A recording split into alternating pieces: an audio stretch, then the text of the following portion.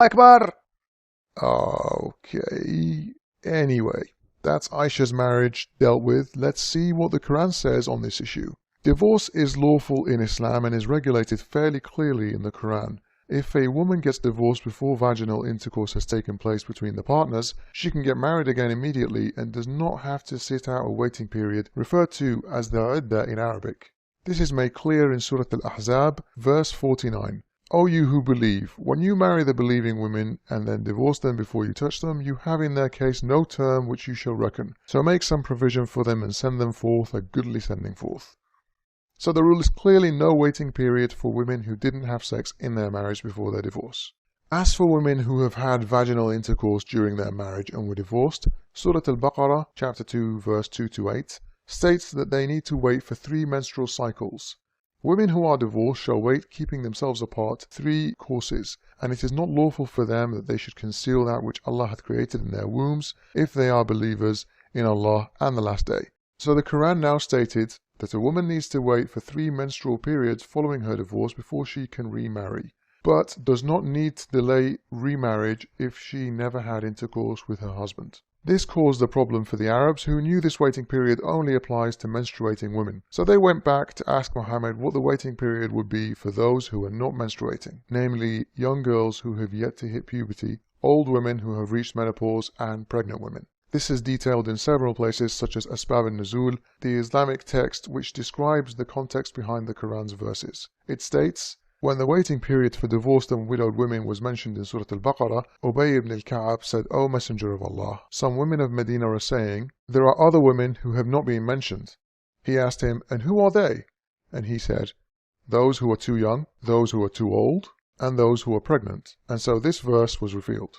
Such of your women as have passed the age of monthly courses, for them the prescribed period, if ye have any doubts, is 3 months, and for those who have no courses, it is the same. One of the most respected Islamic commentaries is crystal clear on what this verse means. The Jalalain exegesis describes these girls who have yet to start menstruating clearly. And also for those who have not yet menstruated because of their young age, their period shall also be 3 months. Tanwir al-Maqbas says the following, and for such of your women as despair of menstruation because of old age, if ye doubt about their waiting period, their period of waiting shall be 3 months. Upon which another man asked, O Messenger of Allah, what about the waiting period of those who do not have menstruation because they are too young, along with those who have it not because of young age? Their waiting period is 3 months. So we can clearly say the question that was asked to Muhammad at the time was, what about those who are too young to have menstrual cycles? The other 2 major exegeses in mainstream Islam are Ibn Kathir and Al-Tabari, who are both very clear that this is referring to girls at a young age, and not to girls who have reached their late teens without menstruating. Al-Tabari says this is in reference to young girls who have been divorced by their husbands after intercourse. With Ibn Kathir, he quotes a companion of Muhammad asking him about the waiting periods for young girls, old women, and pregnant women, and Muhammad revealed this verse in response. Some Muslims try to claim that those who have yet to menstruate is referring to women whose periods are delayed due to medical reasons, but as we've just seen, all the main Muslim commentaries on the verse and the literal reading of the verse are in agreement that this means young girls who have not yet reached puberty. The verse here clearly shows that there is no minimum age for marriage in Islam, and girls who haven't reached puberty can be married. Some apologists have recently tried to ignore this verse altogether and quote another verse to claim the Quran forbids the marriage of children. They use this verse in Surah An-Nisa, verse 6, to make their point, and test the orphans until they attain puberty. Then if you find them in maturity of intellect, make over to them their property. The word used here for puberty can also be translated as marriageable age, but the verse is clearly talking about the ideal time when a guardian can hand over the property and money of an orphan back. It is not referencing marriage itself, only how to deal with orphans regarding their property. Apologists' use of this verse is dishonest, especially when we look at the major commentaries on this verse. We see the major ones all speak about this verse in its proper context, which is handling the property of an orphan, and they also say the verse is referring to the orphan boys specifically who have hit puberty. Ibn Kathir says, according to the opinion of scholars, test the orphan boys when they have a wet dream and reach puberty. Tabari says, test the orphan in his opinion and mindset. Once his guardian knows he is mature, his property is handed over to him. Both commentaries are clear in showing that the verse is unrelated to marriage and not setting a minimum age for marriage at all. Let's now take an honest assessment of what Islamic laws, often known as Sharia law or Islamic jurisprudence, actually say in regards to child marriage.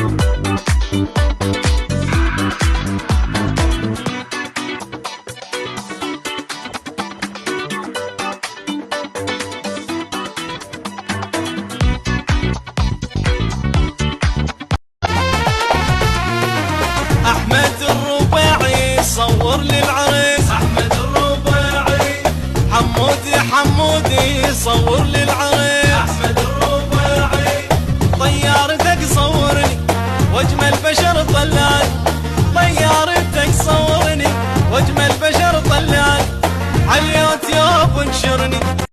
واحنا عاملين مختلفين في سن الزواج ورفع سن الزواج، نرفعه ولا ما نرفعوش؟ الوضع ده ايه؟ 9 سنين تنفع؟ هو الراجل ده بيتكلم كلام. هو اولا ليس هناك في الشرع تحديد لسن الزواج، على طول كده ليس هناك في الشرع تحديد لسن الزواج. يعني ولكن اللي فهمته كده انك موافق. نعم. انت بتأيد الفتوى دي؟ مش بأيد الفتوى دي. امال ايه؟ ده مش بأيد الفتوى دي. يعني 9 سنين تنفع؟ أن تحتمل الزوج، يعني تحتمل المعاشرة، تحتمل الزوج، تحتمل البنت الزواج. تحتمل الزواج من عندها كام سنة؟ نعم. أنا ما أعرفش بقى. ما هو في عندها هقول لسيادتك الجدات عندها 15 سنة ومقروضة قد كده وما تنفعش الحاجة وما تعرفش حاجة. في واحدة عندها 10 سنين وتلاقيها بسم الله ما شاء الله قد الحيطة مثلا. هي العملية بتتوقف على ايه؟ يعني مش مرتبطة بسن. لا مش مرتبطة. الشرع لم يعني يحدد البنت عندها 9 سنين وقد الحيطة تنفع تتجوز؟ ما ينفعش ليه؟ طب اكيد اتصلوا بينا على 91 235. اصل انا مش في مود مناقشتك النهارده فضيله الشيخ، كلام صعب قوي. 9 سنين وتتجوز ده 9 سنين وتتجوز اذا قلت اذا كانت قد الحيطة تطيق الفحل، يعني اللي هي بيقول ايوه. ما هي